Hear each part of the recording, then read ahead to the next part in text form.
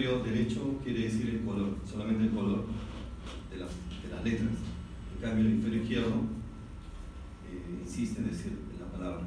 Así que vamos a ver, esto creo que lo puede hacer una chica, lo puede hacer mejor que uno de sus compañeros. Así que vamos a pedir a una de las alumnas, a la doctora, vamos, solo el color, no la palabra. Rojo, azul, amarillo, verde, negro, azul, verde, rojo, azul, verde, rojo, amarillo. Excelente. Puro corazón, ¿no? Esa es la cuestión, está en saber armonizar el cerebro, el hemisferio derecho o el hemisferio izquierdo, que es el secreto de la felicidad. Vamos a ver acá unos videos que nos van a ayudar. Y esa es la evaluación del primer par. Tiene ahí el examinador. Y se va a evaluar fosa nasal, independientemente de cada una de las fosas nasales. Y vamos a tener siempre a la mano algunas sustancias que tengan olores característicos, como el clavito de olor, canela, café, su perfume favorito. ¿Qué podemos encontrar al evaluar el primer par? Puede ser que el sentido olfatorio esté disminuido. ¿Cómo le llamamos eso? Hiposmia. Puede ser que esté aumentado. No sería el nombre. ¿Cómo le llamarían si estuviera percibe más de lo adecuado? Hiperosmia. Anosmia si no hay esta capacidad del olfato se ha perdido. Caposmia si todo huele feo. Parosmia si confundimos los olores. Fantosmia, olores que no están presentes. Alucinaciones olfatorias, esto ya linda en el terreno psiquiátrico, sin embargo, también podría ser en el terreno místico. No sé si han escuchado a la vecina, a la abuelita, cuando dice, está oliendo a claveles. La única que huele a claveles es la abuelita, que huele a claveles. Y dice, alguien va a fallecer en el barrio. Y alguien fallece. Entonces ahí estamos ya en el terreno de lo místico. No sé ustedes qué pensarán. Pero yo creo que hay verdades que están por encima de lo físico. Eso no me queda ninguna duda. Así que vamos ahora al segundo par. En el segundo par lo primero es capacidad visual, la agudeza visual. Y para eso utilizamos, para visión lejana, la famosa escala de Snellen. Y ustedes han escuchado que la visión 20/20 es la visión óptima, la visión perfecta. ¿Qué significa 20/20? 20 es 20 pies, podría ser 6/6 también, podría ser 20/20 o 6/6. Y a una distancia de 20 pies o de 6 metros se puede ver esta línea. ¿Está? Acá, esta línea de letras pequeñas. Ese es 20/20. Podría haber una visión mejor, 20/10. O podría haber una visión defectuosa, 20/40. Si alguien quiere hablar, puede salir nada más. Si alguien piensa que ya sabe esto, yo estoy de acuerdo que ya no esté aquí. Si ya sabe esto. Y si quiere estar acá, pues que escuche, ¿no? Es lo mínimo necesario. ¿Cómo va a escuchar a su compañero al costado si el otro está hablando? Una mejor visión es 20/10. Que puede ver a 10 pies lo que otra persona puede, que una persona puede identificar a 20 pies lo que otra persona recién a 10 pies o 6 metros puede hacer. En cambio, 20/40 que hay una visión que está disminuida, que necesita estar a 20 pies para leer lo que otra persona puede hacerlo a 40 pies. Entonces, para visión lejana utilizamos la escala de Snellen. No vemos que se utilice, realmente utilizamos letras de diferentes tamaños. Para visión cercana, la escala de Jagger, ven textos de diferente tamaño, cada uno con un puntaje. Y el paciente tiene que leer los textos y hay un sistema de puntuación para ver cómo está la visión cercana. Si no puede leer estos textos, apelamos al cuentadedos. ¿Cuántos dedos hay acá? El paciente tiene que reconocerlos. Si no puede leer cuentadedos, lo que hacemos cuenta bultos. Y si no puede reconocer los bultos, ¿qué hacemos? En un cuarto oscuro pasamos una luz. Y si no puede reconocer la luz, ¿qué declaramos? Que está en amaulosis, ya es ceguera, si no reconoce la luz. El primer punto entre el segundo par es la agudeza visual. En segundo lugar, la visión de colores. Podemos usar pequeñas láminas de colores, cartoncito de colores, pero si tuviéramos a mano el test de Ishihara sería mejor. Una serie de puntos dentro de círculos y hay números de colores que el paciente tiene que identificar, los colores básicos. Hay alteraciones que ustedes deben conocer. ¿Cómo se llama cuando se confunden los colores? El verde, el rojo. ¿Cómo se llama? Sí, puede estar en relación a determinadas enfermedades, pero también a medicamentos. Si yo tengo un paciente que va a empezar tratamiento para tuberculosis, donde está en el esquema llamado 1 anteriormente, etambutol, yo tengo que hacer esta visión de colores, porque el etambutol puede producir alteración de la visión de colores. Los que usan cloroquina también puede producir alteración de colores. ¿Cómo se llama eso? Ya lo vamos a ver en neurología, neuritis óptica. Y mucho cuidado que eso puede llevar a la ceguera. Lo que sigue son los campos visuales.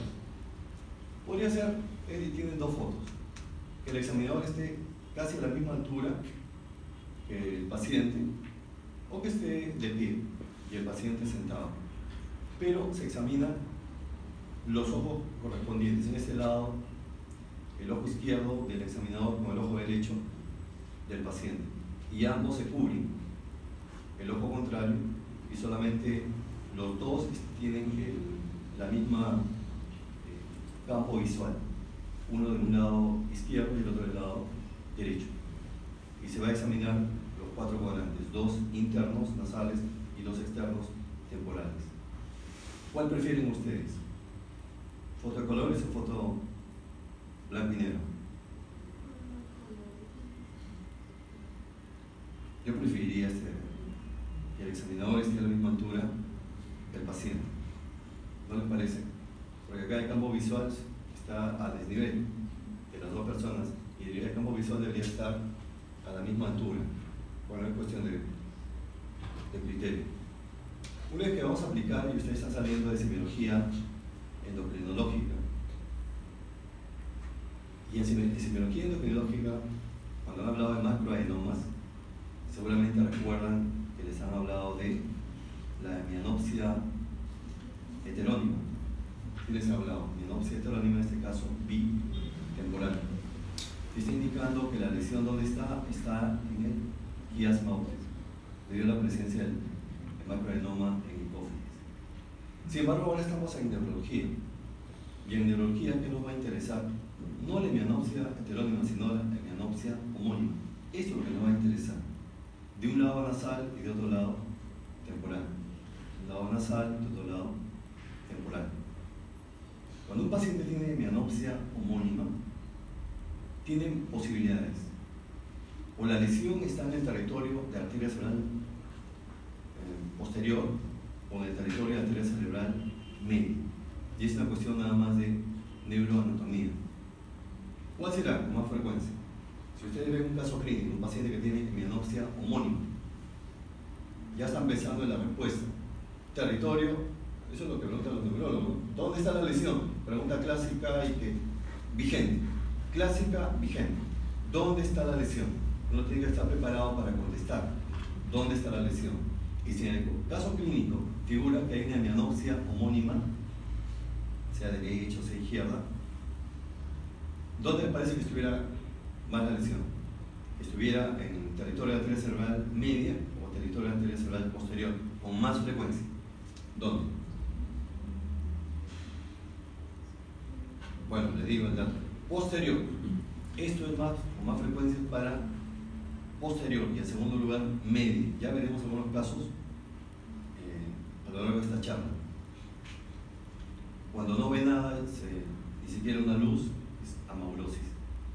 También podría ser lo que está después.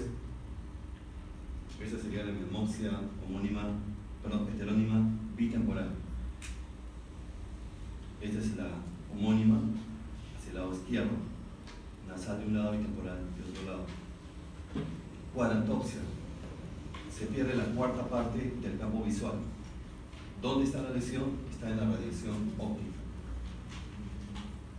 Otra cosita más que quiero decirles para que puedan reconocer en el caso clínico. Perfecto, entonces estamos hablando que la melanopsia homónima está indicando que la lesión con más frecuencia está en el territorio de arteria cerebral posterior. Sin embargo, tengo que decirles que tienen que decir si es izquierdo o derecho. Y el dato es que si esta melanopsia homónima es izquierda, el territorio es la arteria cerebral posterior derecho, es cruzada. En cambio, si fuera una melanopsia homónima por lesión de la arteria cerebral media, territorio, sería ipsilateral. Repito, la melanopsia homónima por lesión en el territorio de la arteria cerebral posterior es contralateral. Y si es del territorio de la arteria cerebral media, es ipsilateral. Ese es el dato. Vamos ahora a evaluar los oculomotores. En los oculomotores se evalúan todos a la vez. El 3, el 4 y el 6 se evalúan a la vez, todos. No pretenden evaluar uno por uno. Así que repasamos rápidamente los movimientos y el músculo. Tercer par, va a llevar el ojo hacia arriba y hacia afuera gracias al recto superior. Hacia arriba y hacia arriba y hacia afuera. Va a llevar hacia abajo y hacia afuera gracias al recto inferior. Además hacia adentro por el recto interno y hacia arriba y hacia adentro por el oblicuo menor. Listo, esos son los músculos y son los movimientos del tercer par. Pero además el tercer par tiene que ver con la dilatación de la pupila, porque va a inervar el músculo, ¿cómo se llama de la pupila? Constrictor. El músculo constrictor de la pupila y también del elevador del párpado. Luego veremos si hay una parálisis incompleta o completa en el tercer par, qué es lo que podemos encontrar. Eso lo veremos. Pero ya hemos repasado músculos y movimientos. El sexto par es más fácil porque es el recto, solo el recto externo, recto lateral, y va a llevar el ojo hacia afuera. Y por último, el cuarto par va a inervar el oblicuo mayor y lleva el ojo hacia abajo y hacia adentro. Ahora, habiendo repasado ya los músculos y los movimientos, vamos a, primero presentamos una foto y después el video. Y dicen los chinos que una imagen vale más que 1000 palabras, y yo estoy totalmente de acuerdo. Uno recuerda más las imágenes que los textos, está demostrado. Así que vamos a la foto de frente. Estoy viendo que acá hay una simetría. Lo primero que me da la atención es que el párpado está caído, que tiene tosis palpebral. Cuando ustedes, eso es una pregunta de examen, cuando ustedes ven un paciente que tiene tosis palpebral, ¿qué pares craneales pueden estar lesionados frente a una tosis palpebral? El 3, el 7. Claro, 3, el 7. Acá estoy pensando, el 3, el 7. Pero además estoy viendo que el ojo está hacia afuera. O sea, hay un estrabismo externo, un estrabismo divergente.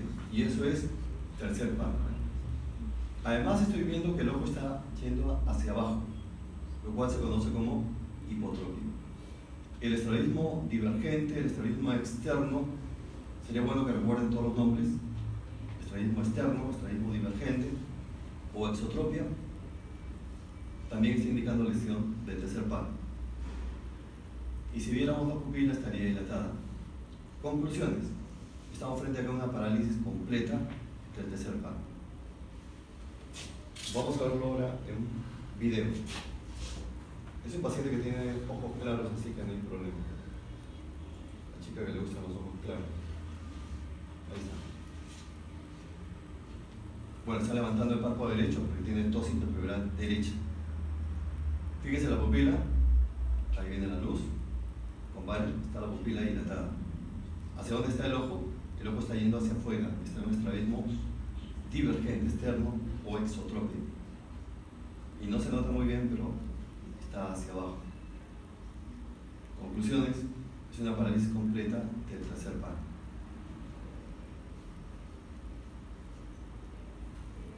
Están comparando. Así que no hay posibilidad de que no se recuerde la parálisis del tercer par. He pedido al doctor Jara que las preguntas sean difíciles. Yo le he prometido que para cerrar este semestre las preguntas van a ser muy difíciles. Las preguntas van a ser muy difíciles. Nunca he hecho preguntas difíciles, pero yo creo que en algún momento ya se tenían que hacer preguntas muy difíciles. Pero tal vez para algunos de ustedes no sea muy difícil. Eso es lo bueno. Tercer par, cuarto par. El sexto par, cuando el ojo está hacia adentro, el estrabismo convergente. El cuarto par, ¿cómo es el movimiento hacia abajo y hacia adentro? Cuando hay una lesión del cuarto par, el cuarto par es que nos permite bajar escaleras, el ojo se va hacia arriba, hipertropia, y hacia adentro. Esa es la alteración del cuarto par, ojo hacia arriba y hacia adentro. En un solo caso clínico les pondré varias lesiones combinadas de los pares craneales y tienen que reconocerlas. Son preguntas de semiología, no neuroanatomía. Nosotros enseñamos semiología y algunas pinceladas de neuroanatomía, pero neuroanatomía ya ustedes conocen, no le vamos a preguntar de eso. Sexto par, estrabismo convergente. El trigémino, repito nomás, vamos a evaluar la función motora acerca de cómo están los músculos de masticación, el trofismo, la fuerza, los reflejos, el corneal. Cuando un paciente ha recibido reanimación, está recibiendo reanimación cardiotorácica y no sale adelante, ¿qué es lo que se hace? Se busca el reflejo corneal, que está evaluando la vía del trigémino. Si no tiene el reflejo corneal, con una gasita se toca la córnea y la respuesta es que tiene que parpadear. Si no se tiene ese reflejo, se considera que ya no se debe continuar la reanimación cardiopulmonar. El reflejo más uterino, seguramente ya lo conocen, boca entreabierta, se percute y se contrae la mandíbula. Vamos ahora al séptimo par. Y eso es lo clásico. ¿Cómo yo diferencio la parálisis central de la parálisis periférica? Esa es la pregunta clásica. Ustedes ven pacientes que tienen asimetría facial, una facies asimétrica, lo primero que tienen que explicar si esa parálisis es central o es periférica. ¿Qué se entiende por eso? Se entiende por periférica que la lesión está en los núcleos o por debajo de los núcleos. Eso es parálisis periférica. Nuclear, en este caso protuberancia, e infranuclear. En cambio, si es central, está por encima del núcleo. Podría ser cápsula interna, podría ser corteza. Clínicamente, ¿cómo puedo diferenciar que la lesión es central y no es periférica? Bastante simple, porque le pido al paciente que arrugue la frente. O sea, el lado parético sí puede arrugar la frente y sí puede cerrar fuertemente los párpados. Eso me está indicando que esta parálisis es central. ¿Y por qué es que puede arrugar la frente? Porque, como están viendo en este dibujo, los músculos de la frente reciben inervación de ambos hemisferios. De tal manera que si se bloquea acá del lado izquierdo, va a recibir inervación del lado derecho y continúa con los movimientos. Cuando es periférica, como la lesión es baja, ya no recibe la inervación del otro hemisferio y la parálisis completa. No puede cerrar adecuadamente los párpados. Para dormir tienen que ponerse una gasita para que no se reseque la córnea y no termine con una queratitis. Así que ya sabemos clínicamente cómo diferenciamos la parálisis central de la periférica. Pero ahí nos queda la cosa. Eso es para empezar nada más, eso cualquiera lo sabe. Eso ya sería un insulto hacer ese tipo de preguntas. Las preguntas van en relación a esto, al trayecto del séptimo par, a grosso modo también. Por ejemplo, tienen un paciente con parálisis facial periférica o completa. Ya saben reconocer eso. Ya, pero eso es fácil. Se le va a agregar sintomatología adicional. Por ejemplo, se le va a decir que tiene hemiageusia, o sea, no ageusia, sino hemiageusia. En la mitad de la lengua no reconoce sus sabores, ha perdido el gusto, la mitad de la lengua. Si tengo un paciente con parálisis facial periférica que además tiene ageusia, ¿dónde está la lesión? En el nervio de la cuerda del tímpano, en la rama. Pero también están viendo que acá hay ageusia a nivel del ganglio geniculado. Entonces yo tengo que diferenciar. Que tenga ageusia tengo dos posibilidades. Está en el nervio cuerda del tímpano o a nivel del ganglio geniculado. ¿Dónde estriba la diferencia? En las secreciones. ¿En cuál de las dos no está afectada las secreciones? En la cuerda del tímpano. Listo, resuelto el caso. Puede ser también que en el caso clínico mencione que el paciente tiene hiperacusia, está escuchando más de lo adecuado. En ese caso está en el nervio músculo estribo, la lesión. Si tiene hipoacusia, además de parálisis facial periférica, tiene hipoacusia. ¿Dónde está la lesión? En el conducto auditivo interno. Ese tipo de preguntas se le va a hacer. Se le tienen que reconocer. Si tiene parálisis facial periférica y estos síntomas o signos asociados, ¿en qué parte del trayecto del séptimo par está la lesión? De ahí va a venir la pregunta. Podría ser también, dijimos en el ganglio geniculado que está presente hemiageusia, pero el llamado síndrome de Ramsay-Hunt o Hunt, como gusta. En este Ramsay-Hunt, ¿qué va a presentar el paciente? Va a presentar en el conducto auditivo externo vesículas dolorosas, es decir, estamos frente a una infección por herpes. Vesículas dolorosas, además hiperacusia y hemiageusia. Listo. ¿Cómo se llama eso? El síndrome de Ramsay-Hunt. ¿Dónde está la lesión? A nivel del ganglio geniculado. ¿Cuál es el agente etiológico? Herpes. ¿Tipo 1 o tipo 2? Tipo 1, arriba es 1, abajo es 2. Encefalitis por herpes, ¿tipo 1 o tipo 2? Tipo 1 igual, encefalitis tipo 1. Mención aparte es el neurinoma del acústico. El neurinoma del acústico es un tumor benigno. Si ustedes le preguntan, ¿cuál es el tumor más frecuente que se localiza en el ángulo pontocerebeloso? La respuesta es neurinoma del acústico. Pregunta clásica también. ¿Cuál es el tumor que se localiza con más frecuencia en el ángulo pontocerebeloso? Es el neurinoma del acústico. ¿Cómo lo voy a reconocer? Llega mi paciente, ¿cómo voy yo a plantear que tiene neurinoma del acústico? ¿Por qué vendrá el paciente? Puede venir por parálisis facial periférica, muy bien. Y además que vértigo. Y además que algo que es importantísimo, sordera. Viene con una sordera progresiva. Ustedes tienen un paciente en el contexto neurológico que tiene sordera progresiva, que tiene que plantear neurinoma del acústico, sordera con vértigo periférico. Hay causas también, causas muy particulares. Acá tengo otro video de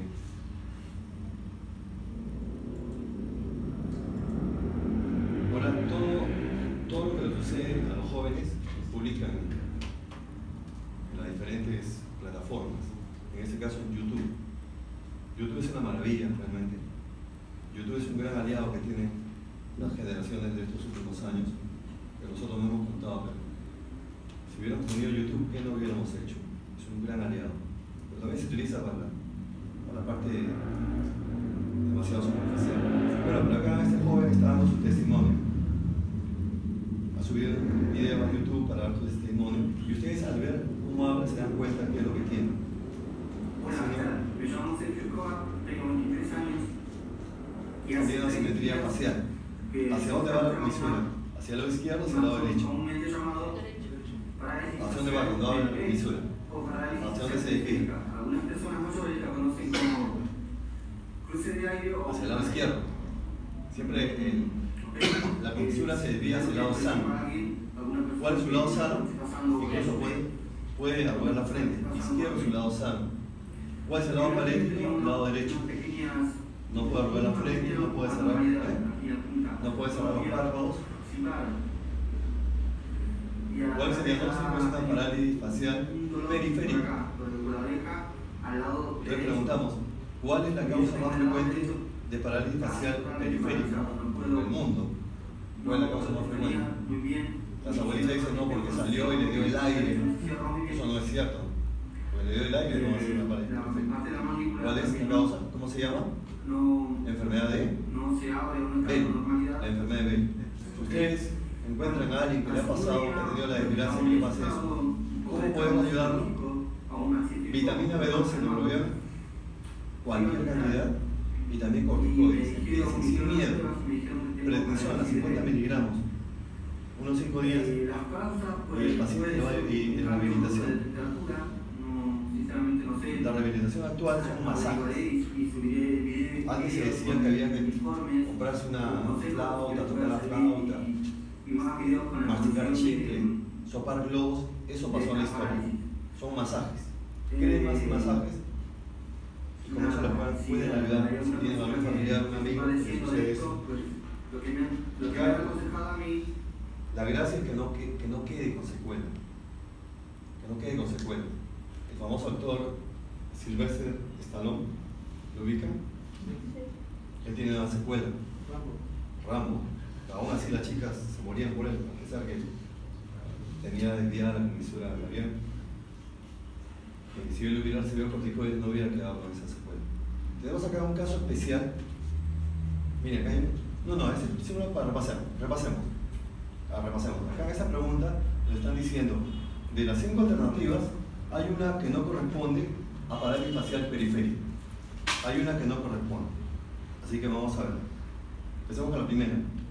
Oye los sonidos por el oído derecho con más intensidad. Eso se llama hiperacusia. ¿Dónde está la lesión? Nervio músculo estribo.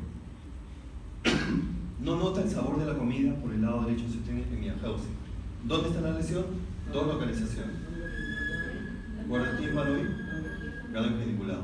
¿En cuál no está alterada las secreciones? En guarda tímpano. ¿Ven?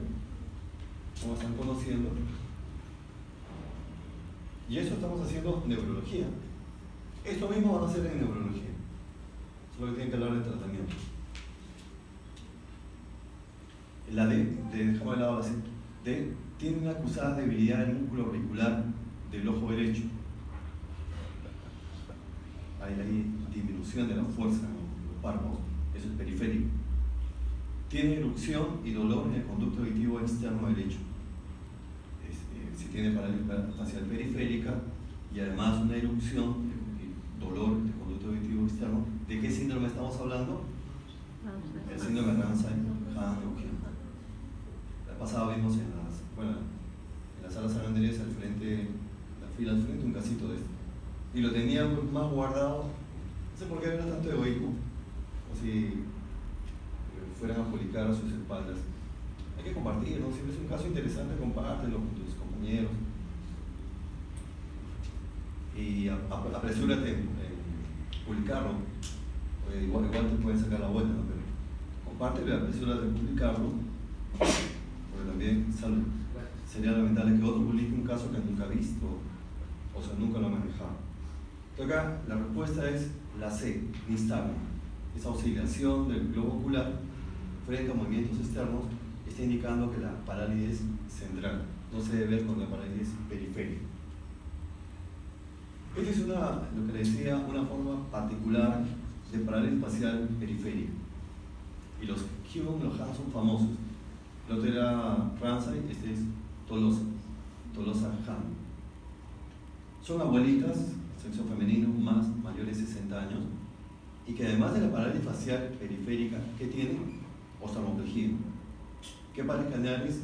El 3, el 4 y el 6. Es decir, ¿qué va a presentar? Estrabismo. Del 3, estrabismo externo. Del 6, estrabismo interno. Y el 4, el ojo está hacia arriba y hacia adentro. Se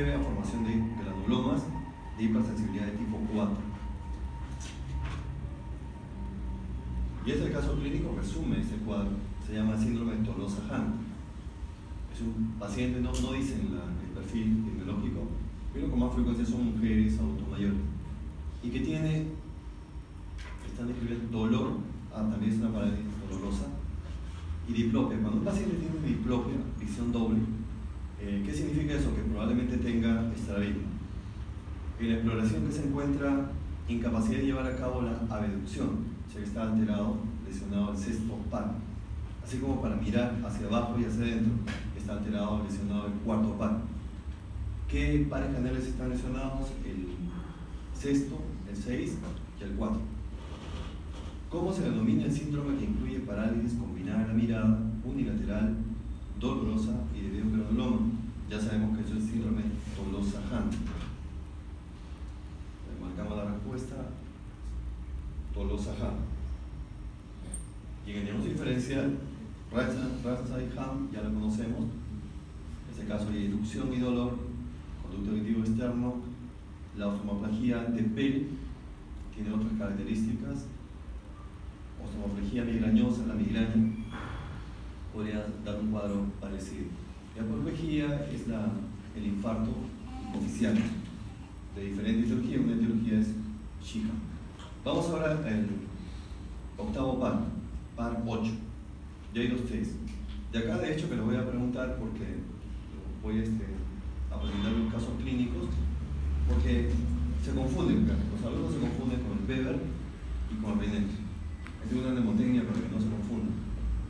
Weber, colocamos el diapasón, lo hacemos vibrar, un diapasón de 120 segundos por ciclo, lo hacemos vibrar y colocamos el vértex del paciente. Y le preguntamos que nos diga si siente igual en ambos oídos. Si nos dice que sí, entonces el Weber es normal. ¿Cuándo es el Weber normal? Cuando no está lateralizado. Si siente más de un lado que otro, ya es anormal. Es un Weber lateralizado. Puede estar lateralizado al lado sano, puede estar lateralizado al lado enfermo. Ese es el Weber. Tenemos 2 tipos de sordera: sordera de conducción y sordera de percepción. Sordera de conducción es transmisión aérea. Ejemplo, tapón de cerumen, otitis. Puede dar una disminución de la agudeza auditiva. Sordera de percepción es de transmisión ósea, ya una otitis interna o un neurinoma del acústico. Fármacos. ¿Qué fármacos pueden llevar a sordera? Ya si ni cuenta nos damos que por el mal uso el paciente está perdiendo primero los sonidos más agudos. No nos damos cuenta porque los sonidos más agudos habría que examinarlos. ¿Qué fármaco? Y porque lo estamos, claro, aminoglucósidos.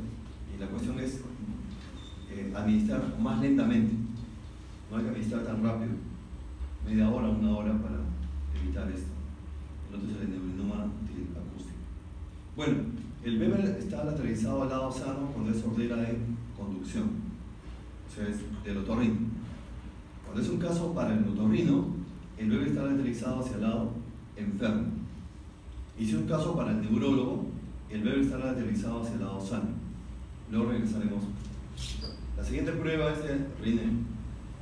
Igual con el diapasón, lo hacemos vibrar y colocamos el mango sobre el mastoides. Y le pedimos que nos indique el tiempo. A ver, avísanos cuando deje de sentir la vibración. Ya.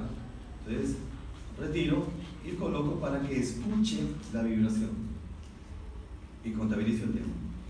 Lo normal, tal como dice acá, la duración de la percepción por la conducción es 3 veces mayor que la percepción. O sea, escucha más tiempo que el que siente en el mastoides. ¿Cómo se llama eso? Rinet positivo. Hay una mnemotecnia para que ustedes recuerden. Acá, en la conducción, cuando estás manejando tu carro, si riñes con el chofer de la combi, si riñes, es negativo. Y si es sábado y si bebes, vas a caer o caes enfermo. ¿Sí? ¿Cómo recuerdas sordera de conducción? Porque si riñes, es negativo, riñe es negativo.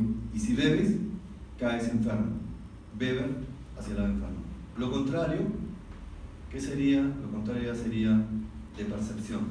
Reinet positivo y Weber lateralizado hacia el lado sano. Así que con eso no hay pierde. Décimo par, básicamente le pedimos para evaluar el 9 y el 10 baja lenguas. Ver si tiene reflejo nauseoso. Ver la simetría del paladar, del fondo de la boca. Pero básicamente, como es a la úvula, el reflejo nauseoso. Si no tiene reflejo nauseoso, cuidado con el 9 y el 10. La voz también, si la voz está bitonal o está apagada. Vamos a entrar rápidamente a función motora. Rápidamente, algunas pinceladas. Todo empieza delante de la cisura de Rolando, circunvalación pre-rolandina, con la participación de las células gigantes de Betz en un porcentaje no tan grande. Si bien empieza y se generan los haces córtico-nucleares y córtico-medulares. Tienen el homúnculo en la representación del esquema corporal y algún dato nada más del homúnculo. No vamos a hablar todo del homúnculo. Que en la parte más baja, que representa los músculos de la cara, cabeza, cuello y zonas proximales de las extremidades. Y en la parte más alta, rodillas, caderas y zonas distales de las extremidades. Bueno, es algo referencial del homúnculo. Solamente lo menciono. Eso es lo que nos interesa. Que van a nacer dos tipos de haces. El haz córtico-nuclear que va al tronco y el haz córtico-medular que va hacia la médula espinal. Y tenemos el recorrido. Estos haces necesariamente tienen que pasar sí o sí por la cápsula interna. No hay otra forma. ¿Y por dónde? Por el brazo posterior de la cápsula interna. Tienen que pasar estos haces. Luego se dirigen los córtico. Esta es la cápsula interna, una porción de sustancia blanca. ¿Qué es la cápsula interna? Una porción de sustancia blanca que está de color amarillo. ¿Y qué contiene? Los haces córtico nuclear y córtico medular. ¿Y qué hay alrededor? Alrededor tenemos los ganglios, los núcleos estriados, los ganglios basales. ¿Hacia afuera cuál es? El cutáneo. Hacia adentro y hacia adelante el núcleo caudado y hacia atrás el tálamo. De tal manera que unos datos sueltos, seguramente les han comentado. ¿Dónde se localiza la hemorragia cerebral con más frecuencia? ¿Dónde está la hemorragia cerebral con más frecuencia? Entonces la respuesta es putáneo. Primero sería, ¿dónde se localiza con más frecuencia la hemorragia cerebral? Es en los ganglios basales. ¿Y cuál? Putáneo. ¿Por qué? Esa es la pregunta. ¿Por qué? ¿Por qué? Porque ¿cuál es la causa más frecuente de hemorragia cerebral? Hipertensión arterial. Y la hipertensión arterial con el tiempo, dice tanto va el cántaro al agua que termina rompiéndose. Con el tiempo, ¿qué va a generar en las pequeñas arterias la hipertensión arterial por efecto hemodinámico? ¿Qué genera? Formación de microaneurismas. Y estos microaneurismas a nivel del putamen son terminales, o son de arterias pequeñas terminales, y fácilmente se rompen. Bueno, es el dato que le doy. Ojo con el putamen. Regresamos. Luego ya pasa al tronco encefálico, al mesencéfalo, el primer nivel, donde están los núcleos del 3 y el 4. Luego la protuberancia, segundo nivel, 5, 6, 7 y 8. Y finalmente al bulbo, con decusación y todo, donde están los pares, los núcleos del 9, 10, 11 y 12. Este recorrido. Vamos ahora a la semiología. Síndrome motor. Y eso que quisiera que aprendan esto. Yo insisto, no sé, a veces parece que uno ara en el mar, porque hay algunos que están obsesionados con los síndromes. Pero quisiera que hagan enfoques diagnósticos, que se olviden un poco de la semiología, no sean semiólogos. Ustedes acá, semiología es un trampolín. Es un trampolín para destacar en medicina interna, que es lo más importante. Semiología, recuerden, es un trampolín, no es un objetivo. Ustedes van a usar la semiología para ser alumnos destacados en medicina interna, que quisiera que sean alumnos destacados. Que los profesores de medicina interna no estén preguntando, ¿ay, dónde llevan la semiología? Pregunta ya perezosa. Yo quisiera que identifiquen primero el síndrome del motor. ¿Qué tenemos? Un síndrome del motor. ¿Como consecuencia de qué? De la alteración de la función motora. Yo examino la función motora, fuerza, tono y trofismo. Si hay una alteración, ¿cómo le denomino? Síndrome motor. El cual puede ser piramidal o puede ser extrapiramidal. Y si es piramidal, tengo que ver si es de primera neurona, segunda neurona, y si fuera de primera neurona, la localización. ¿Dónde está? Corteza, cápsula, tronco o médula espinal. Este esquema tienen que tenerlo acá en la cabeza. Eso me gustaría. Que no se pase de neurólogo como ustedes. ¿O hay que ser neurólogo para saber esto? No. Esto es medicina. Entonces vamos acá. Lo primero, lo más general, ver si es piramidal o extrapiramidal. ¿Qué tienes? Un paciente con un síndrome motor. Ya, entonces, ¿es piramidal o es extrapiramidal? Entonces buscamos estos signos. ¿Cómo se llama? El signo de la navaja suiza. ¿Cómo es esto? Que el paciente está hipertónico. Acá hay una hipertonía. Esta hipertonía se llama espasticidad. ¿Por qué? Porque esta hipertonía es elástica. Yo lucho para que flexione el brazo y lo consigo. Flexiona el brazo. O si está flexionado, yo lucho para extenderlo y lo extiendo. Eso se llama hipertonía elástica, espasticidad. La espasticidad es de lesión piramidal. En cambio, si fuera extrapiramidal, tenemos el signo de la rueda dentada.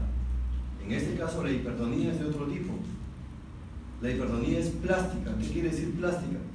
Que yo lucho para que se mueva, lo consigo, pero se va acomodando, como si fuera un plástico. O sea, si no lo han sentido, van a sentir. Los alumnos se alegran cuando encuentran el signo de la rueda dentada, porque llama bastante la atención. Entonces, esa es una hipertonía plástica que se llama rigidez. Entonces, hablemos con propiedad. Espasticidad, yo ya sé qué es espasticidad piramidal. Rigidez, yo ya sé que rigidez es esta primera. Y acá habrán movimientos involuntarios también. Una vez que yo he definido que es una... esto acá tiene que aplicarlo. Hay que aplicar esto. Deberían ustedes, alumnos que son empeñosos, ir haciendo su formato de examen del sistema nervioso. Deberían tener un formato de examen del sistema nervioso.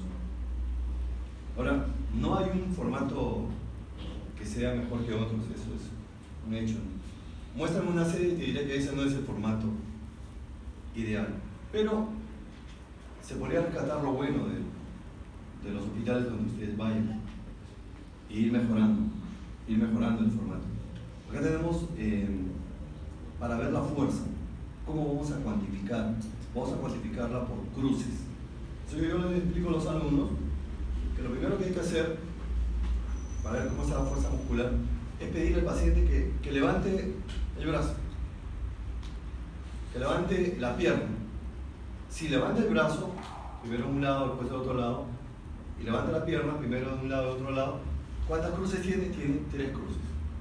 Hasta ahí yo sé que tiene 3 cruces.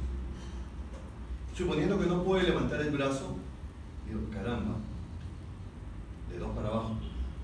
2 cruces que puede mover, pero solo a los costados. 2 cruces. Estoy yendo hacia abajo. Si no puede mover a los costados, si puede contraer. Si contrae el músculo, 1 cruz. Y si no puede hacer nada, es 0. Esto es plegido. Todo lo demás es parece disminución de la fuerza. Pero si se ha perdido la fuerza, es plegido. Si es de una sola extremidad, es monoplegia. Si es de 2 extremidades, paraplegia o paraplegia. 4 extremidades, cuadriplegia. Sigo hacia arriba, suponiendo que sí puede levantar el brazo. Entonces lo siguiente es que le voy a poner oposición. Pongo mi mano, el brazo, y le pido que lo levante contra resistencia. Lo puede hacer adecuadamente, 5 cruces. lo hace inadecuadamente 4 cruces y se acabó. Esa es la manera como ustedes tienen que registrar la fuerza. Esto tiene nombre, pero no interesa el nombre. Lo importante es que recuerden. Y tienen que aplicar esto, quieran o no, tienen que aplicar esto. Tienen que tener estos cuadritos ahí en su historia clínica. Todos los movimientos importantes del cuello. Miembros superiores, hombros, codos, muñecas y dedos. Del lado derecho y del lado izquierdo. Movimiento pasivo, lo hace el examinador. ¿Qué estoy evaluando ahí? Estoy evaluando tono y trofismo. Movimientos activos, los hace el paciente. Estoy evaluando fuerza muscular y contra resistencia estoy evaluando también fuerza muscular. Yo tengo que consignar acá, tanto del lado derecho como del izquierdo, cuántas cruces tiene. O sea, hay que tener bastante paciencia acá. Codos, muñecas, manos. ¿Cómo sería, por ejemplo, movimiento de abducción de la mano? ¿Cómo evalúa el movimiento de abducción de los dedos de la mano? Abducción. ¿Quién sabe? Movimiento de abducción de la mano. Que los abran, ¿no? Que abran los dedos. Esa abducción. Los cierra, abducción. Y de ella vienen las maniobras especiales que ustedes conocen de Barré y Mingasini. Miembros inferiores, cadera, rodillas, tobillos y la maniobra de Barré y Mingasini. Vamos ahora, suponiendo que ya has llegado a la conclusión que es un síndrome piramidal de primera, no es un síndrome piramidal. Yo quiero ver si es de primera neurona o si es de segunda neurona. Vamos a ver. Primera neurona o segunda neurona. Si la parálisis espástica debe ser de primera neurona, con hiperreflexia, con trofismo normal y Babinski presente, la abducción, la hiperextensión del primer ortejo al estímulo de la planta del pie. Si es de segunda neurona, es una parálisis flácida, con hipoarreflexia, con atrofia muscular, con fasciculaciones y Babinski ausente. Esto en el papel se ve muy bonito, pero no lo vemos así. En la práctica no vas a encontrar esto. Por eso los que son eminentemente teóricos van a rebalar en la práctica. ¿Qué vemos en la práctica? Yo quiero que ahí me ayuden. En la práctica encontramos, cuando es de primera neurona, por ejemplo por un infarto cerebral, no es parálisis espástica, es parálisis flácida, como si fuera de segunda neurona. No hay hiperreflexia, sino hiporreflexia, como si fuera de segunda neurona. Babinski demora en aparecer. Babinski, la sensibilidad es hasta un 80%, el 20% de pacientes que no tienen Babinski y aparece al cuarto o quinto día, o sea, demora en aparecer Babinski. O sea, no te fíes de que tenga o no tenga Babinski. Bien, entonces mi pregunta es un paciente que tiene parálisis flácida, con hiporreflexia, con Babinski ausente. Sin embargo, yo digo que esto es por un infarto cerebral, o sea, es un síndrome piramidal de primera neurona. ¿Por qué? Tengo acá un libro que lo va a servir para medicina interna y en el último capítulo es de neurología. Muy didáctico. ¿Quién me contesta? ¿Cómo sé que es de primera neurona a pesar que la parálisis es flácida, con hiporreflexia y no tiene Babinski? No hay fasciculaciones. Ausencia de fasciculaciones. ¿Ya? ¿Algo más?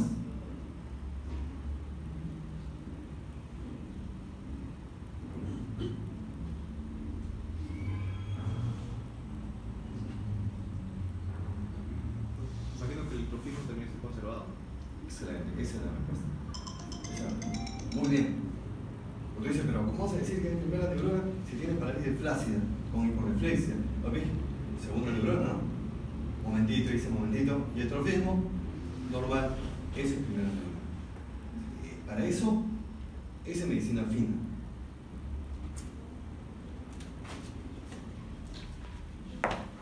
Muy bien. Gracias, doctor.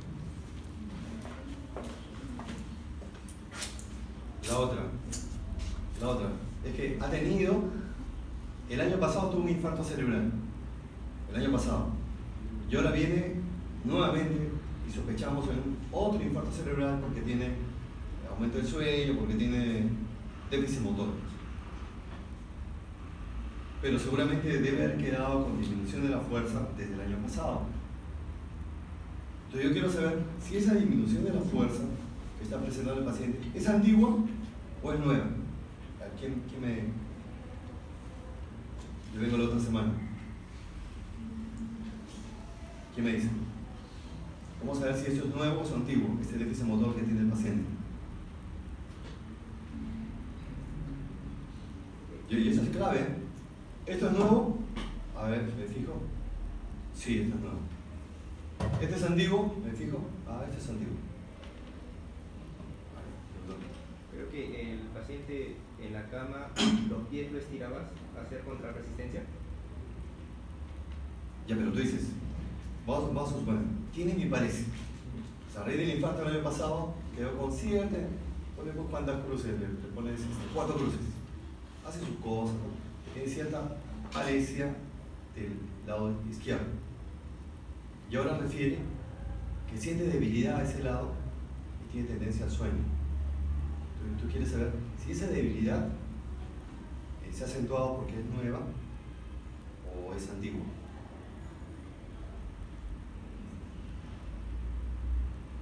¿De qué dependería para decir?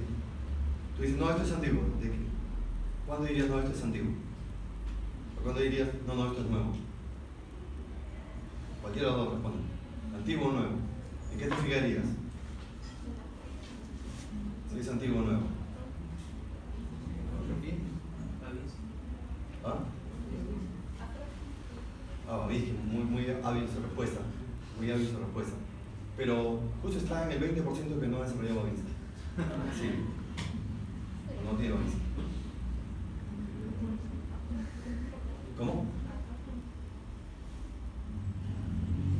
Si es que no hubiera hecho ejercicio. No. Si no hubiera hecho ejercicio estaría. Si hubiera hecho ejercicio estaría normal. Entonces, por ahí había levantado la mano. Ya se desanimó. Cuando ustedes vean un paciente que tiene antecedente de infarto cerebral y ven que actualmente está viniendo por flacidez, o sea, el lado parético está flácido, eso es nuevo. Porque todo lo que sea flácido, nuevo. ¿Se acuerdan que hablábamos que al inicio cómo era? Parálisis flácida. Y después ya en la segunda semana va aumentando el tono muscular, va apareciendo la espasticidad. La espasticidad no es tan precoz. Y si tiene espasticidad, eso ya es antiguo. ¿Para qué sirve la primera neurona? La primera neurona sirve para inhibir el tono muscular y los reflejos osteotendinosos, y la segunda neurona para el trofismo muscular. Ya, vamos a acelerar un poquito. Sí, ya, es que estoy concluyendo que es un signo de piramidal de primera neurona. ¿Qué sigue? Ver dónde está la lesión. Corteza, cápsula interna, el tronco encefálico. Cuando está en corteza se llama síndrome cortical. Cuando está en cápsula, síndrome capsular. Cuando está en tronco se llama síndromes alternos. Mesencéfalo, protuberancia y bulbo, los 3 niveles. O si no, en médula espinal. Así que ahorita vamos a repasar cuando yo planteo que está en corteza, cápsula interna, etcétera, etcétera. Es muy simple. Pero algunos alumnos se hacen bolas, no sé por qué. Ya incluso de residentes se hacen bolas. No hay que complicarse la vida. ¿Cuál de los siguientes es signo de lesión de neurona motora superior? O sea, de primera neurona. Babinski presente. Pero recordando que aparece a partir del quinto o sexto día. Y en la mano hay un equivalente entre comillas de Babinski, pero no es exactamente equivalente. Pero sí está indicando lesión de primera neurona. ¿Cómo se llama? Cuando estimulan el dedo medio y el pulgar flexiona. ¿Cómo se llama? Lesión de primera neurona, Hoffman. Es el signo de Hoffman. Hay otros más.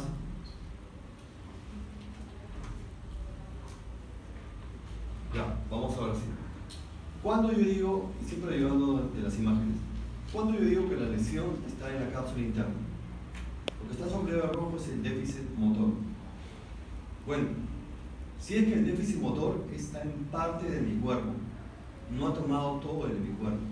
En este caso está en el miembro superior izquierdo. Eso es corteza.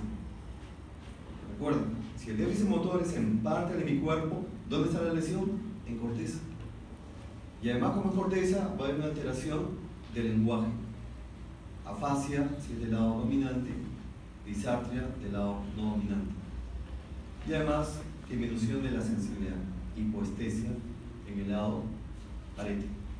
Eso es corteza. Pero si está en la cápsula interna, vean el dibujo, en este caso sí hay una paresia facio-brachiocrural global.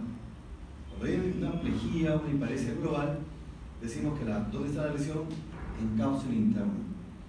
Pero además va a haber una hipoestesia contralateral, compromiso de la sensibilidad.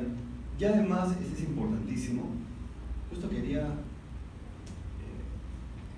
hay una paciente que hizo un caso bastante raro, que ahorita se lo voy a presentar, pero lástima que no pude adjuntar el video. Hubiera sido importante que lo vean. Pero en la próxima les voy a traer el video. Dura un minuto, un par de minutos. Miren, entonces acá que tenemos, como en la cápsula interna están los cambios basales, eso va a llevar a movimientos anormales.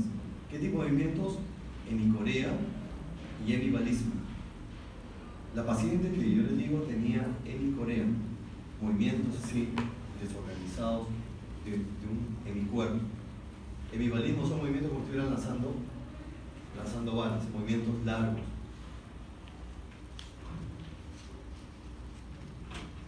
Vamos ahora a los síndromes alternos, cuando la lesión está en el tronco encefálico. Lesión en el tronco encefálico. Primero, ¿cómo voy a guiar? ¿Cuándo voy a decir que es un síndrome alterno? Cuando hay, además del déficit motor, ¿qué va a haber? Lesión de pares craneales. Si tienes un paciente con un DCB y que tiene lesión de pares craneales, ¿dónde está la lesión? En el tronco encefálico. Si es el 3 o el 4, 3 ya hemos revisado el fraísmo externo, el 4 el ojo hacia arriba y hacia adentro. ¿Dónde está la lesión? Mesencéfalo. Protuberancia. Protuberancia también es algo muy simpático. Simpático en el sentido de que la hemiparesia o la hemiplejía es alterna. Vean, por ese lado, el déficit motor es brachiocrural izquierdo y la pared facial es derecha. En los síndromes alternos, la lesión de los pares craneales es ipsilateral. ¿Por qué es derecha acá? Porque se está afectando los núcleos de la protuberancia del lado derecho, ipsilateral. Y vean que esta parálisis es completa.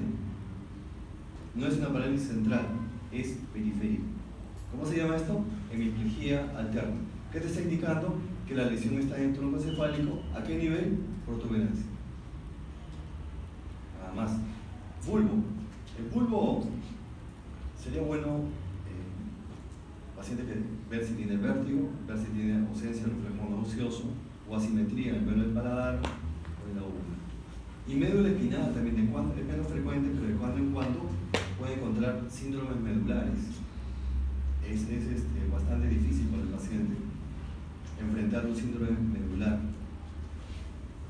¿Por qué viene por déficit de la fuerza en las ambas extremidades? ¿Cómo se llama eso? Paraparesia. Cuando ustedes escuchan paraparesia a secas, yo imagino que son extremidades inferiores. Pero si la debilidad es en extremidades superiores, se especifica, se dice paraparesia de miembros superiores. Pero si no le pones apellido, tú ya se entiende que son de miembros inferiores. Así que cuando un paciente tiene debilidad bilateral, extremidades inferiores, ese es un síndrome medular. Además puede estar asociada a lo que se llama nivel sensitivo. ¿Qué es eso de nivel sensitivo? Están evaluando la sensibilidad de arriba hacia abajo, dermatoma por dermatoma. Va a llegar un dermatoma donde el paciente por debajo de ese dermatoma no va a sentir nada. Eso se llama nivel sensitivo. ¿Listo? Así que ya sabemos cuándo reconocer que está en la corteza, en el cápsula interna, tronco encefálico y médula espinal. La lesión del subtálamo se manifiesta por, si está a nivel de los ganglios basales, tiene que haber movimientos anormales. ¿Qué movimiento anormal correspondería? Hemivalismo. ¿Ves? Y esta pregunta, ¿dónde la he sacado? Del examen de resultado médico 2015. Es una pregunta del resultado médico. Es una pregunta para que tengas una especialidad. ¿La has abordado como si nada? Como si nada. Si ustedes le hicieran caso y se prepararían buscando estas preguntas, ¿qué se pasearía en el examen? El tiempo está a su favor. El tiempo y su juventud. Un cerebro, pero en el mejor de sus momentos. Tienen que valorar eso. Piensa en el futuro. Futuro, tener una especialidad. Es un caso, es una publicación de Argentina, pero es un caso muy parecido. Una paciente diabética, igual que acá, diabética, 50 y tantos años, y que venía por hiperglicemia y movimientos anormales de un lado del cuerpo. Entonces, y se resolvió en cuestión de 24 horas. Entonces, ¿qué opinaban ellos? ¿Qué estaban planteando? Que era una hemicorea porque por el tipo de movimientos, es una hemicorea que estaba asociada a hiperglicemia, es una hemicorea transitoria por hiperglicemia. Y planteaban una serie de mecanismos que explican esto. Igual, tuvimos en el hospital una paciente que llega por emergencia con una glicemia de 300 y algo, no era cetoacidosis, con movimientos que la próxima vez voy a traer, una hemicorea franca del lado izquierdo y que se resolvió en cuestión de 48 horas. Sí, se plantea que también fuera una hemicorea transitoria asociada a hiperglicemia. ¿Ustedes qué piensan? Pero también lo pueden ver de otra manera, ¿no? Porque no fue un TIA. ¿Saben lo que es TIA? Accidente químico transitorio. El accidente químico transitorio antes se decía que tenía que resolverse en 24 horas, ahora no dan un tiempo. La cuestión es que se resuelva, la cuestión es que deje de tener esa signología. Eso es TIA. No importa el tiempo, es 24 horas. Eso lo dejo para que lo mediten. Que o es una hemicorea transitoria por hiperglicemia o es un TIA. También se podría ver de esa manera. La próxima le traeré el video de la señora. Menos mal que se resolvió. Se lo bueno. Hay otro video para que se relajen. Nunca había visto o había pensado ver a la paisana Jacinta bailando afro. ¿Terminó?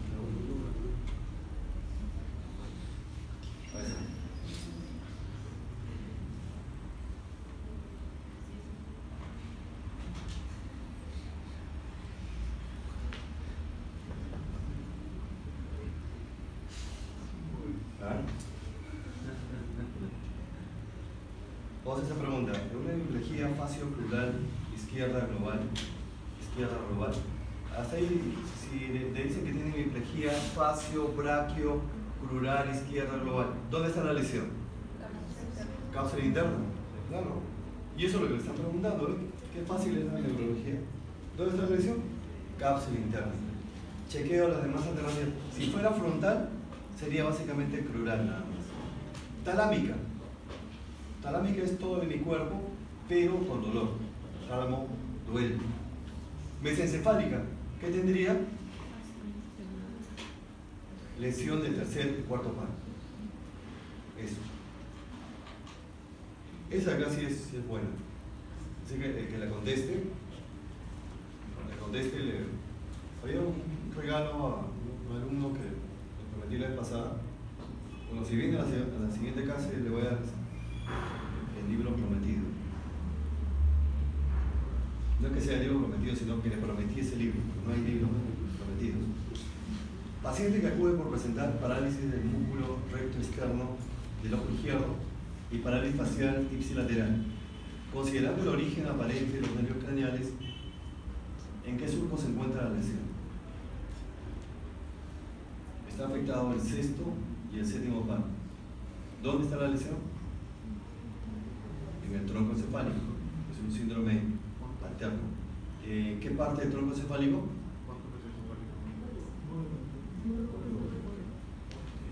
Es protuberancia, ¿no? Pero ¿dónde? ¿Ponto mesencefálico o bulbo protuberancial? ¿Quién dijo bulbo coreano? Escuché una voz femenina.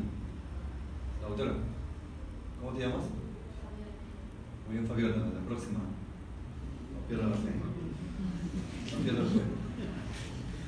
Así como guerrero. Ahora, para que se relaje rapidito. El cerebro masculino. El cerebro masculino.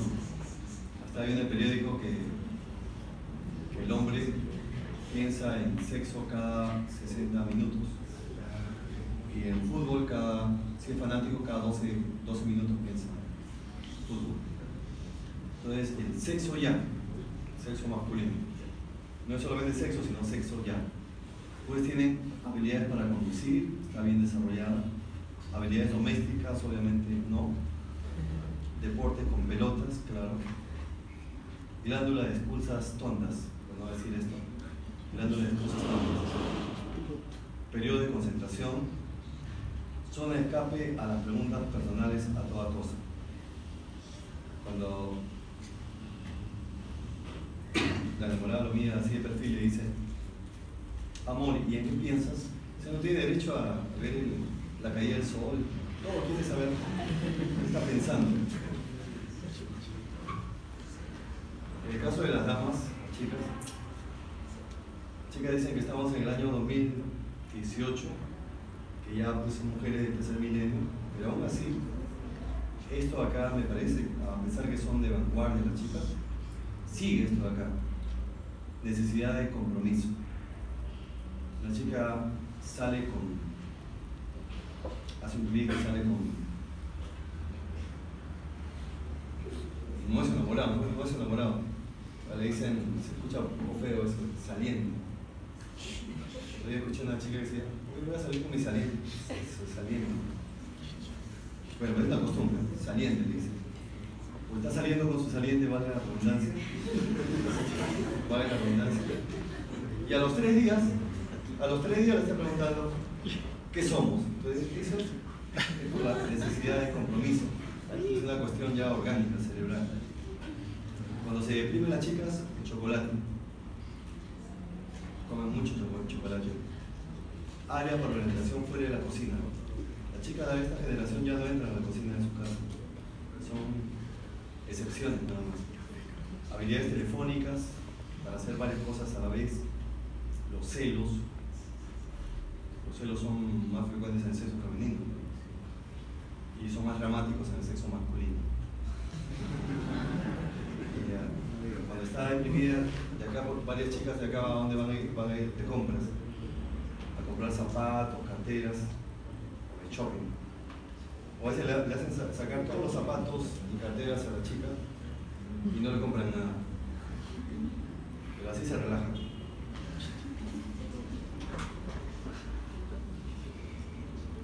Pero vamos a la última parte de los DCB y terminamos con segunda neurona así rapidito nada más. Datos sueltos: al cerebro le llega el 20% del volumen circulante. Ten en cuenta este dato, y este dato con más razón. Entonces ustedes, cuando hicieron el sistema de semiología cardiológica, hablaron de la curva J. ¿Hablaron de curva J? ¿Sí? La curva J es cuando usted le da un tratamiento para la hipertensión, va bajando la presión y en un punto determinado, si es que lo sobrepasas, aumenta el riesgo para la isquemia cerebral. Es curioso, ¿no? Si tú eres muy intensivo, pacientes adultos mayores, muy intensivo en bajar la presión, va a llegar el momento que vas a ocasionar un infarto cerebral. El remedio fue peor que la enfermedad. Así que tienen que estar muy concentraditos cuando hagan cardiología para esa curva J. ¿Han escuchado de los cambios que están proponiendo los norteamericanos el año pasado, cambiar los criterios de hipertensión? Lo que era normal alto, ahora lo consideran ellos como hipertensión. Bueno, no dicen, en esa guía de la AJA, no dicen hasta cuánto debo bajar. Hay una falencia. No sé si ustedes, cuando hagan esta cardiología, estarán de acuerdo con esa guía. Yo no estoy de acuerdo personalmente, y muchos no están de acuerdo. Bueno, la cosa es que no bajar la presión arterial media, no llevarla por debajo de 60. Ahí cuando vas a generar una isquemia cerebral. Es igual que en los diabéticos. No le bajes mucho la glicosilada. No seas muy intensivo con los pacientes diabéticos. Si le bajas mucho por debajo de 6.5 la glicosilada, lo mismo, mayor riesgo de infarto cerebral. El remedio es peor que la enfermedad. Las arterias que más se obstruyen son el sistema carotídeo y es la cerebral media la que más se obstruye.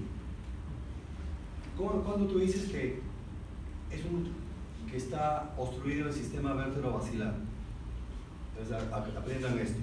Lo más frecuente que sea del territorio carotídeo. Cuando yo planteo que lo menos frecuente que sea vértebro-basilar, si es que el paciente tiene vértigo. Si el paciente tiene vértigo y ataxia sin coordinación, acá, este territorio. Y hay un síndrome, ustedes que han hecho neuroanatomía. Cuando se obstruye esta arteria cerebelosa posterior inferior, ¿cómo se llama ese síndrome? El paciente tendrá atraxia, tendrá déficit motor, tendrá Horner, alteración de la sensibilidad. ¿Cómo se llama?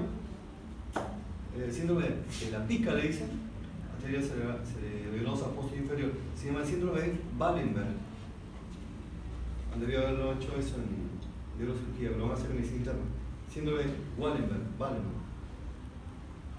Acá nada más para que lo más frecuente que es DSB isquémico, 80% y por trombosis. En la fisiopatología de un infarto cerebral, ¿qué es lo que va a predominar al inicio? La hipoxia, obviamente, y después de la producción de sustancias citotóxicas. Ustedes dirán, todo paciente que tiene un infarto cerebral se le tiene que aplicar una sustancia que se llama trombolítico para disolver el coágulo. ¿Cuánto tiempo tienen para que se le pueda aplicar el trombolítico? Actualmente se dice de 3 a 4 horas y media. ¿Qué predomina en esas 3 a 4 horas y media? La hipoxia y luego la producción de sustancias citotóxicas. Están contra el reloj. Un infarto cerebral, de miocardio, ¿cuánto tiempo tienen para administrar el trombolítico? En otros lados, en Estados Unidos, por ejemplo, en la misma ambulancia, el paramédico ya está aplicando el trombolítico. Eso, otro nivel. En la ambulancia tienen hasta tomógrafo, en Estados Unidos es increíble. Supongo que serán carros blindados para que no lo roben. ¿Cuánto tiempo tiene el infarto de miocardio? Máximo 12 horas, idealmente 6 horas. ¿Cuánto tiempo tiene para el infarto cerebral? De 3 horas a 4 horas y media. Es por eso que los cardiólogos dicen que el corazón es oro. Los neurólogos dicen que el cerebro es oro. Yo venía pensando y yo decía, mejor no le pregunto al neurólogo. No se sonrojen, chicas. No estudiantes de medicina. ¿Quién descubre esto? Tiene 50 años, diabético, hipertenso, o sea, tiene riesgo para enfermedad aterosclerótica. Tiene hemiplegia y hemianestesia del lado derecho. ¿Qué territorios? ¿O qué localizaciones? Corteza, cápsula interna. Hemiplegia con hemianestesia del lado derecho es cápsula interna. Y acá está la famosa hemianopsia. ¿Es del mismo lado? Hemianopsia izquierda, con desviación de la mirada. ¿Qué dijimos de la hemianopsia? Cuando es de ateresa a la media es ipsilateral. O sea, ¿dónde está la lesión? En el lado izquierdo. Y los ojos, cuando es un infarto del territorio de la tercera media, los ojos miran su lesión. O sea, los ojos están diciendo dónde está la lesión. Es la arteria cerebral media izquierda. Esto rápido. Tiene acá la arteria cerebral media, se origina de la carótida interna. Se puede obstruir a nivel del tronco, aquí. Entonces es un gran infarto. Se dice que es un gran infarto cuando supera el 30% del tamaño del hemisferio, que es un tremendo infarto. En ese tremendo infarto está comprendida la cápsula interna y la corteza. A ver, veamos. ¿Qué tenemos para la cápsula interna? La hemiparesia global con hemicoestesia, hemicorea, hemivalito. ¿Qué tenemos para corteza? De acá les voy a preguntar, porque son signos que uno no maneja. Yo le voy a preguntar, y está bien, cápsula interna o corteza, pero ¿dominante o no dominante? Voy a preguntar. ¿Dominante o no dominante? Y miren, ¿cuáles son los signos no dominantes? Hemiasomatognosia. ¿Qué es eso? Que no reconoce la mitad de su cuerpo. Hemiasomatognosia. Alosognosia, la negación del lado parético. Para el paciente no tiene el lado paralizado. Apraxia de construcción. Eso lo ven en el Folsen, cuando no puede reproducir imagen según un modelo. Y acá está lo que estoy explicando. Y si es del lado dominante, afasia, hemianopsia homónima ipsilateral. ¿Cómo es la fascia de Broca? ¿Cómo es la fascia de Broca? ¿Dice algo o no dice algo? ¿No habla nada? Nada. Se parece a la canción de Juan Gabriel. Nada. No es así. Yo pensaba eso también. No. La fascia de Broca sí habla, pero habla palabras. Solo una oración la resume en una sola palabra, como sílabas. En cambio, la fascia de Wernicke habla hasta por los codos.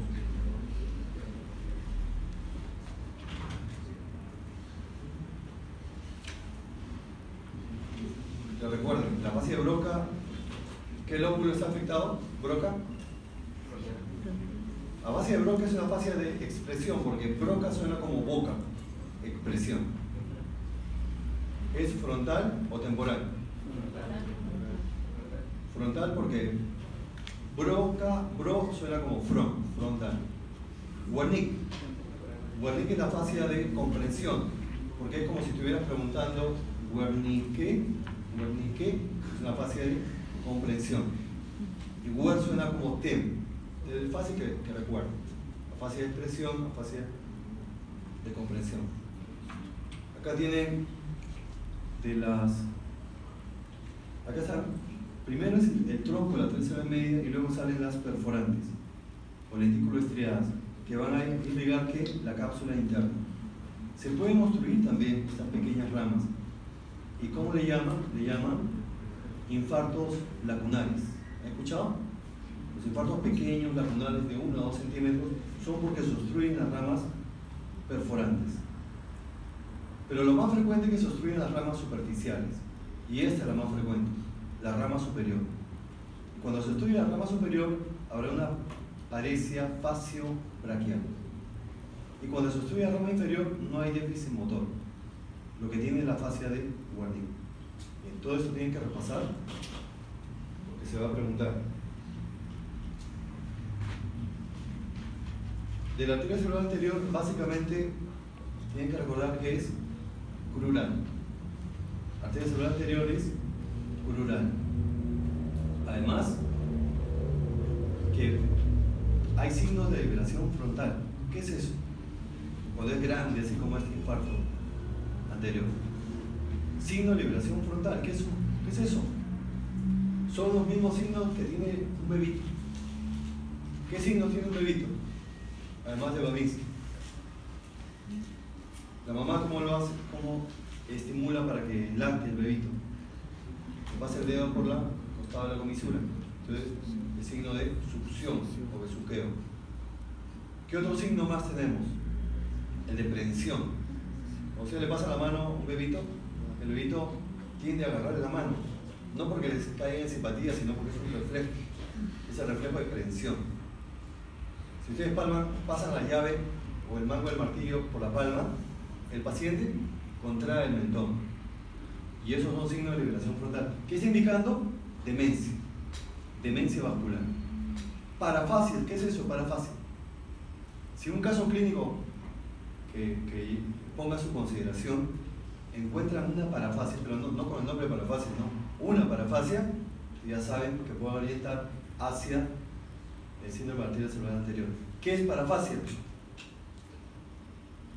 Cuando ustedes nominan en el Folsen, que lo están haciendo, supongo, le presentan un reloj, le presentan un lapicero. Ahí se puede presentar la parafasia. ¿Alguien sabe?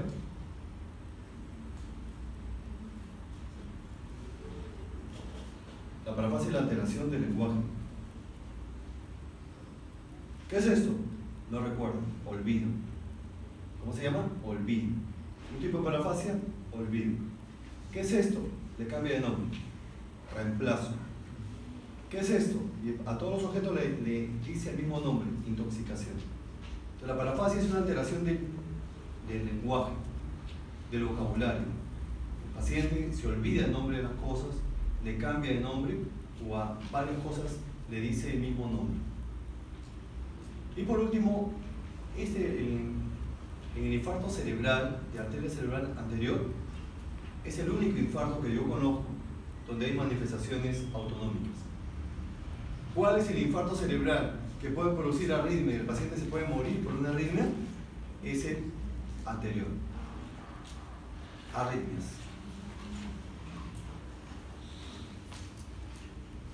El posterior. Ya falta poco. El posterior puede ser izquierdo o puede ser derecho. Infarto territorio de arteria cerebral posterior. O sea, ¿cómo reconoce que es posterior? Por la hemianopsia homónima que es contralateral. Luego vas. Si tiene alexia, es decir, incapacidad para leer, es izquierdo. Sin alteración de la escritura.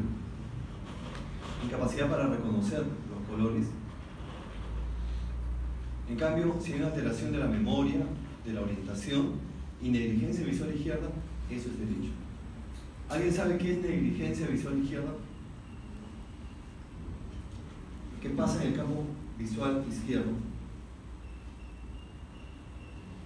Bueno, negligencia visual izquierda es que no reconoce lo que está a su lado izquierdo. No puede nominarlo, no reconoce. Y está además decir que es izquierdo, porque la negligencia visual es única. E indica que la alteración está en el lado derecho. Negligencia visual.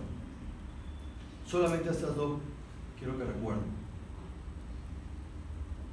Solamente una vez, no es tan frecuente, he visto una paciente que le mostrábamos la palabra y decía: yo sé qué significa eso, pero no puedo leerlo, pero sí puedo escribirlo, y lo escribía. Pero sí sabe qué significa, sí, y ponía ahí qué significaba. Eso es alexia. Así que vamos a este caso clínico. Varón de 54 años, tiene mediana edad. Si tiene fibrilación auricular, tiene riesgo de infarto cerebral, cardioembólico, por émbolo.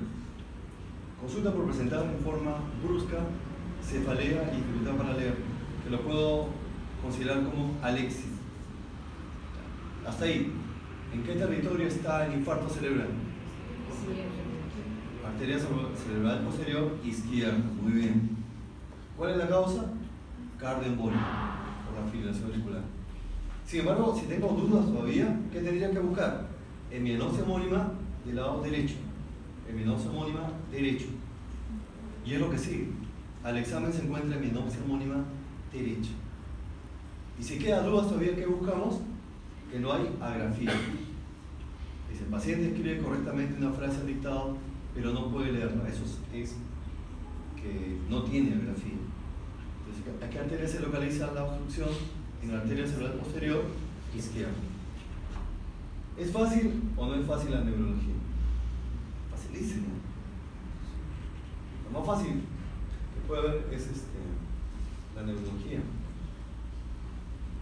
Yo no sé cómo puedo hacer un examen difícil. Va en contra de mi naturaleza. De veras. Yo más bien trato de hacerlo difícil, fácil. Pero vamos a ver qué sale. Preguntas sueltas. 70 años, acude por emergencia, tiene trastorno sensorio y debilidad muscular de inicio brusco. Y tiene FA, o sea, es un infarto cardioembólico. Hemiparesia con hemihipostesia crural derecha. ¿Le suena eso? Crural. ¿Dónde está la lesión? ¿Arteria cerebral? Anterior. Muy bien. Del lado contrario, izquierdo. Y ahí están las parafasias. ¿Vean? No se olvidó. Pero yo no voy a poner como parafasia, le voy a poner un ejemplo de lo que les he dado. Mutismo. Arteria cerebral anterior, izquierdo. Ya, las dos últimas. Miastenia gravis, segunda. Este es neuromuscular, ¿sí? Repito nomás. Acá hay un desorden neuromuscular. ¿Por qué vienen los pacientes? Los pacientes vienen por debilidad primero en la cara. Han notado debilidad en la cara. ¿Qué está presentando? Tos palpebral, se queja de diplopia, voz apagada, disnea y disfagia, una disfagia neuromotora.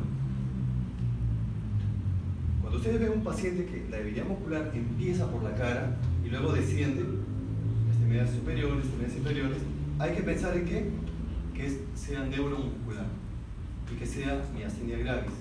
Que en gente joven es más frecuente en mujeres y en gente mediana edad para arriba ya es más frecuente en varones. Y se debe a que se desarrollan anticuerpos contra la unión neuromuscular. ¿Cómo en el caso clínico ver que no es la vía piramidal? Porque la sensibilidad está normal y porque los reflejos osteotendinosos son normales. Fácil, miastenia gravis. ¿Cuál es el problema? Que pueden hacer insuficiencia respiratoria y necesidad de ventilación mecánica. Tenemos el caso clínico, tremendo caso. Es una mujer joven, bueno, mediana edad, 40 años, que se queja de visión doble. Además tiene afonía, disfagia, disnea. Es decir, hay una disminución de los músculos craneales, disminución de la fuerza de los músculos craneales. Y otro detalle, que en este caso la debilidad aumenta cuando hace sus actividades cotidianas. Cuando hace actividad física, se acentúa. Y acá dice, se agrava durante el día. Y otra cosa que también la miastenia gravis está asociada con tumores mediastinales a nivel antero-superior, sobre todo, desde luego, timoma. Está asociado hasta un 60% de casos de timoma. Y acá está. Cualquier de pulmones, tumulación simétrica, mediastino anterior, que debe ser un timoma. ¿Cuál es su posibilidad diagnóstica? Por todo lo expuesto, es un síndrome neuromuscular, miastenia gravis. Luego, acá la diagnóstico diferencial es con este síndrome miasténico, el síndrome de Eaton-Lambert. ¿Cómo diferenciar miastenia gravis de Eaton-Lambert? Fácil. Eaton-Lambert, ¿lo han escuchado? Es un síndrome miasténico, o sea, se parece, es como Parkinson y parkinsonismo, se parece. En este caso, se parece a la miastenia, pero no es. Uno, que Eaton-Lambert es más frecuente en varones. Que Eaton-Lambert está asociado a un cáncer de pulmón. ¿Cuál? Justo el cáncer más agresivo de pulmón. ¿Cuál es? El de células pequeñas. Está asociado a Eaton-Lambert. Y otro, que el Eaton-Lambert no compromete los músculos de la cara y sí produce hiporreflexia. Se acabó. Terminamos con Guillain-Barré. Terminamos con, es un buen ejemplo, y más aún que hubo un pequeño brote, o tal vez lo han inventado. Entonces se creyeron ese brote de Guillain-Barré. Después apareció apareció el caso de Guerrero y desaparecieron los casos de Guillain-Barré. No, para mí era un psicosocial, porque se espera 400 casos por año de Guillain-Barré en el país. Y cuando estaba con toda esa cantaleta, habían 100 y pico de casos. O sea, para mí nunca hubo un brote. Son los mismos casos de todos los años. Bueno, ¿cómo yo reconozco que estoy frente a un Guillain-Barré, pero post-infeccioso? Porque hay varias causas de Guillain-Barré. Post-infeccioso.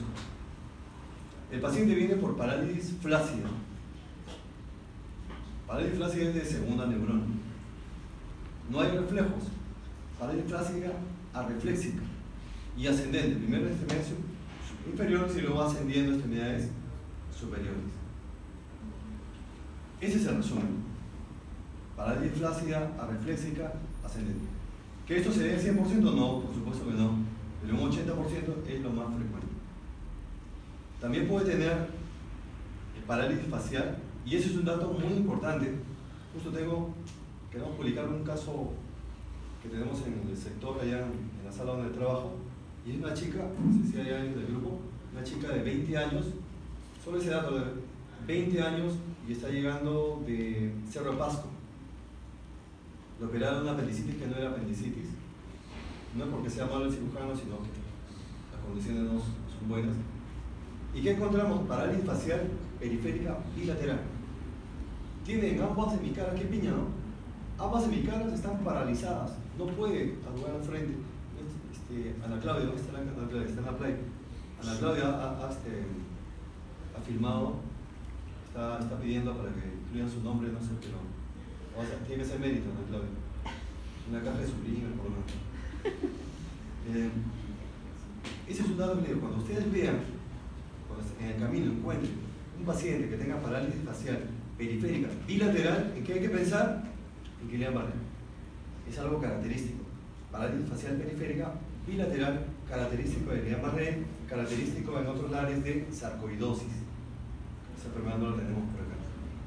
Y así entrar en más detalle, sin más detalle, solamente eso.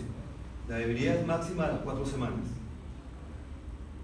Al inicio involucra músculos proximales y luego proximales y distales. Bueno, además del compromiso motor de segunda neurona, ¿qué tendrá? Compromiso de la sensibilidad profunda, la proprioceptiva. Se va a quejar de parestesias y disestesias y dolor dorsal lumbar, un dolor que puede ser exquisito. El paciente se queja de dolor, es un dolor neuropático, muy molestoso. Acá hay que diferenciar. ¿Alguien sabe qué es parestesia? ¿Cuál es la diferencia con disestesia? Claro. Ambos es una sensación de hormigueo, ambos. Pero si además de hormigueo tiene dolor, eso se conoce como disestesia. Y acá el paciente puede tener una u otra. Y además los síntomas autonómicos. El paciente puede desarrollar hipertensión arterial y puede desarrollar también arritmias. En antes vimos un infarto cerebral que puede producir arritmias. ¿Cuál es? ¿Qué territorio? Cerebral anterior, ¿no? Acá es parecido a esto. Hipertensión arterial. Pero es por el cuadro de Guillain-Barré. Ahora, la causa. Ustedes encuentran en los textos que la causa más frecuente es la bacteria Campylobacter jejuni. ¿Dónde está? Acá. 30-40%. Pero en este brote que estaba conversando con un amigo del Instituto Nacional de Salud y le decía, ¿y cuál puede ser la causa de este brote supuesto de Guillain-Barré postinfeccioso? Y me dijo que eran virus, que estaban tomando muestras ahí los del Instituto Nacional de Salud. Y de estos virus, así está. ¿Cuál les parece? El sospechoso de este brote. Epstein. ¿Cuál? El Epstein. No, el Epstein. ¿No? ¿Cuál? Sospechosísimo. ¿Cuál? ¿Cuál? No. Ya nos falta poco virus. Coxsackie. El Coxsackie le están echando la culpa de desencadenar, porque es una respuesta inmune, ¿no? Es una respuesta inmune que va a afectar la mielina. Lamentablemente, la mielina tiene características poco parecidas al virus. Ya, creo que son los datos básicos, así que Es una enfermedad desmineralizante autoinmune. Así que vamos al caso clínico y terminamos. En una parálisis arrefléxica ascendente de rápida progresión, ¿cuál es el diagnóstico más probable? Sí, se lo están diciendo. Fácil, ¿eh? Es fácil, ¿no? Parálisis arrefléxica, flácida arrefléxica, ascendente, de rápida progresión y Guillain-Barré. Pero ya están en condiciones de hacer diagnósticos diferenciales.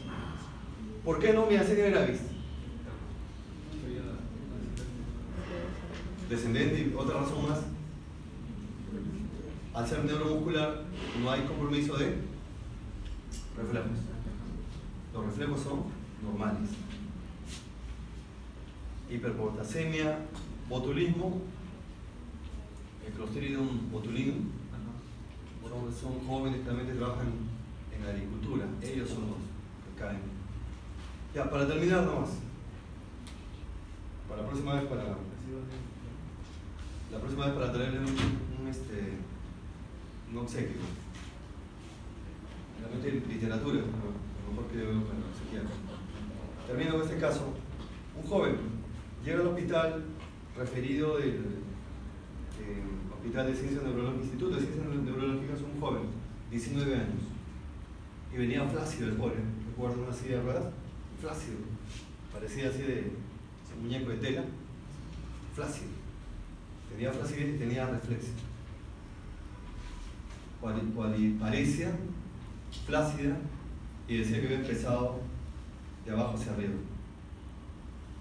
¿Diagnóstico? Parece Guillain-Barré, pero no era Guillain-Barré. Y el dato era que el mes anterior había tenido un episodio similar. Ese fue el dato claro. Guillain-Barré no se comporta de esa manera, no remite tan rápido.